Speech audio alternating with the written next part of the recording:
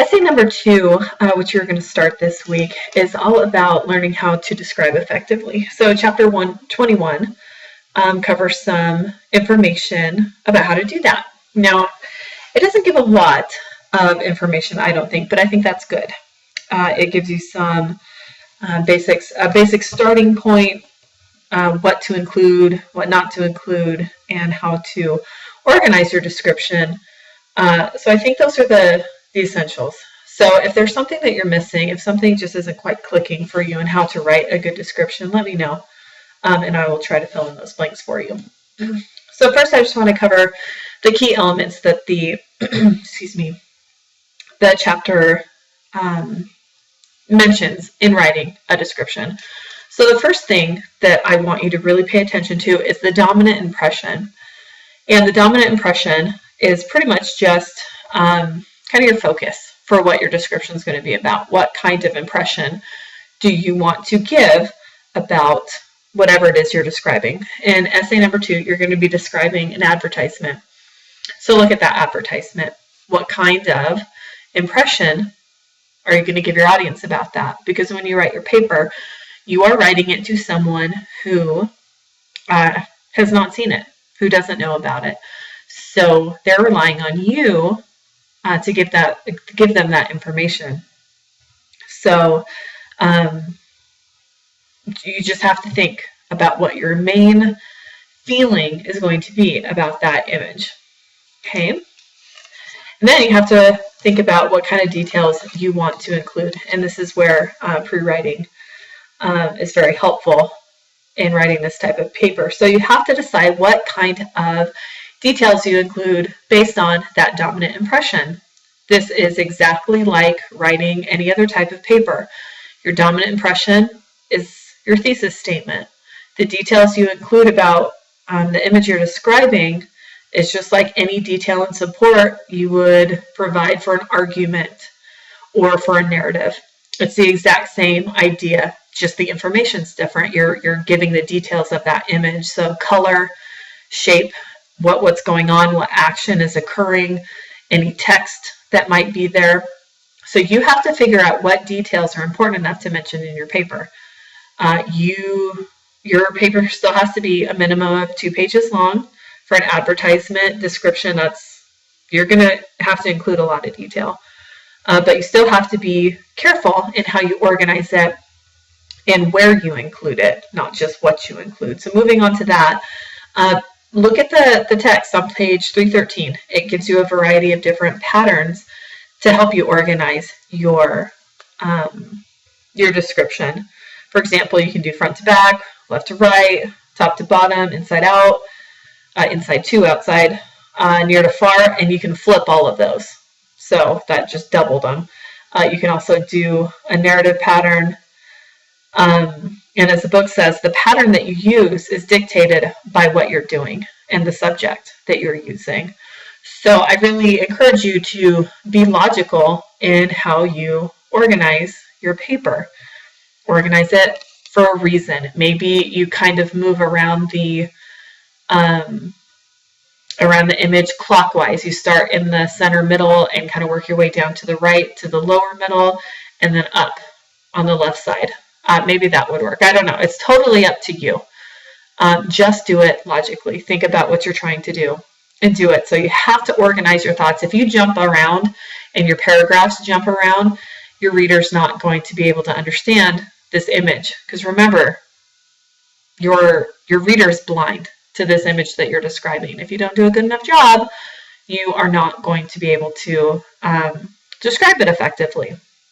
So really think about your organization. Transitions are also extremely important, just like with narrative. With narrative, you're dealing more with time. So you're using transitions like next, the following year, after that, those are all time-related transitions. Again, on page 313, you have some spatial transitions that you will want to use. Above, below, under, inside, all of that. All of those words are different transitions that help your sentences move from one to the next. Okay?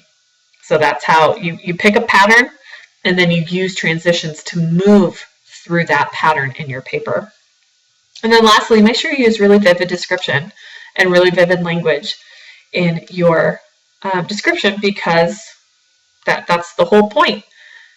Don't just say green. What kind of green? There are so many different varieties of green. Be very, very specific. Again, you've got 2 pages to write about one image. You need to get very specific in what you're doing. Be very specific about facial expressions or the product that is being advertised. Really take your time with it and be vivid. You learned about vivid language, I believe, with narration. So you're going to have to use that again. So it's the same kind of information that you are going to be using for any type of writing. You need support in any type of writing and organization and training, all of that. This is just geared toward describing one specific image. So I mentioned all of this kind of on that last slide, but we'll go over it again. So what do you do when you're just writing a descriptive essay? The very first step you need to do is pre-write. And the chapter has a specific section on pre-writing. Where is it? On page 310. Pre-write. Write down a bunch of details that you see about the image, organize them, and that will help you find your dominant impression. And the dominant impression is extremely important because it's where you're going to form your thesis statement. So you're working on your narrative paper for the last 2 weeks, which is about a specific experience. That is where your thesis statement needed to be formed, from that information. You think about the decision, you pick one, you form a main idea about it, bam, you're able to write your thesis statement, okay? Your dominant impression from your description is where you're going to pull your thesis statement from. It was something I saw lacking a lot with your first essays. So make sure you really work on having a specific thesis statement in your introduction. Also, within your introduction, speak about the image in general terms. What is it advertising? Where did you find it? Things like that. You don't have to start describing yet, but define your dominant impression, put your thesis statement in there, and introduce it in general terms. So you kind of start out in a broad perspective. Then as you move into your body paragraphs, that's where you pick your organization, you pick your pattern based on the image that you are using and the dominant impression you're trying to give. So organize your body paragraphs, move from one to the next with transitions, and then of course move between your details with transitions, and then pick what support and details you want to use within each body paragraph. Okay, so your introduction is going to be more broad. Your body paragraphs is when you get more specific about the details and the image itself.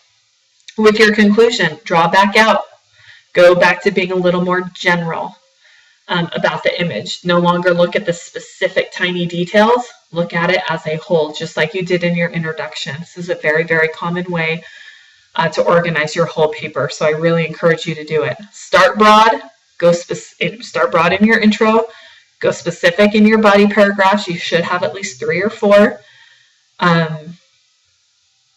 Yeah, in this length of paper, probably no more than 3, but maybe 4. And then get broad again in your conclusion. Make sure you don't add anything new in your conclusion. That was another problem that I saw. So be really specific about your organization and what you're doing and what you include and where you include it. Organization just doesn't just mean where the details go in your paper or in your paragraphs. It means where your paragraphs fall in your paper. Which details are you going to start with? What are you going to move on to next? What are you going to end with before your conclusion? So organization is kind of on a bigger scale, but it's also on a sentence by sentence scale. Okay, so let's take a look real quick at your prompt for essay number 2. So the purpose is, of course, to describe something. Make sure you have MLA. So here's where the assignment is outlined. 2-page minimum essay where you describe an advertisement of your choice. Make sure it's a still image, not a commercial. It's going to make your job much easier. All you have to do is do a Google search of the word advertisement and some will pop up. All you have to do really is surf the internet and you're going to find advertisements all over the place. So Just pick one. Pick one that speaks to you and that you feel that you could write 2 pages about. So it's got to be pretty big, not big as in space, but pretty complex. Let's say make sure it's just appropriate, nothing overly sexual. A lot of ads are sexual, so a little bit's okay, just not over much. So Abercrombie Fitch, Calvin Klein, yeah, I really don't want to read about, barely clothed bodies. Sorry, hate to burst your bubble. And again, go back to the complexity of it. Get something maybe a little controversial to see what's happening within that image and how it's all working together. After you found that essay, or after you found your image, write your essay based on the information I just went over in the slideshow. Make sure you pre-write and make sure you proofread and edit. Extremely important. Again, your audience is someone who's never seen this image, so make sure you're really specific and really clear in how you are describing the image that you choose. I've got to fix that. If I could spell. There we go. The assignment the assessment is going to be the exact same as last time. You're going to turn it in once and get 20 points for turning it in on time. And that will be due this Sunday at midnight, which will be the 20th. Then I will comment on it, get it back to you. You're going to revise significantly based on my comments and your own proofreading and revision thoughts. Then the second draft will be due October 27th, and that's when you will get your final grade for that paper. Okay, so the first time, make sure you include the response sheet. The second turn in, you don't need it. Okay, so here's the response sheet, pretty much the same. I did add the element of your paper fulfilling the assignment, which is this part. So if you don't do this, your paper's not going to pass if you turn it in the second time and it's still like that. Just remember too, if you turn in your paper the first time and it doesn't meet the requirements of the essay, there's really no point in me commenting on it. I may help you with your grammar a little bit, but I can't. Why would I spend my time on an assignment that's not going to pass if you turn it in exactly that way? So I'll be sure to point out and say, this is where you could focus, but it's not what you're doing right now, and so on. So I'll still give you help and feedback, but it's much harder for me to help you when it's a paper you can't turn in. Okay, so do it right the first time, and then I can give you much more help. So yeah, make sure you go over this. Another element that I want that I'm going to add is that you include the image at the end of the assignment. So I will add that to this prompt. I'll add it, boom, right there, and it's going to be a requirement for a passing grade. So please include, cut and paste the image at the very end of your paper. Then I can see how well you're describing it and where you could improve your description. Okay, so make sure you include that image. It will be on the prompt when it's uploaded online. All right, so there you go. That's paper number 2 and chapter 21. So let me know if you have any questions.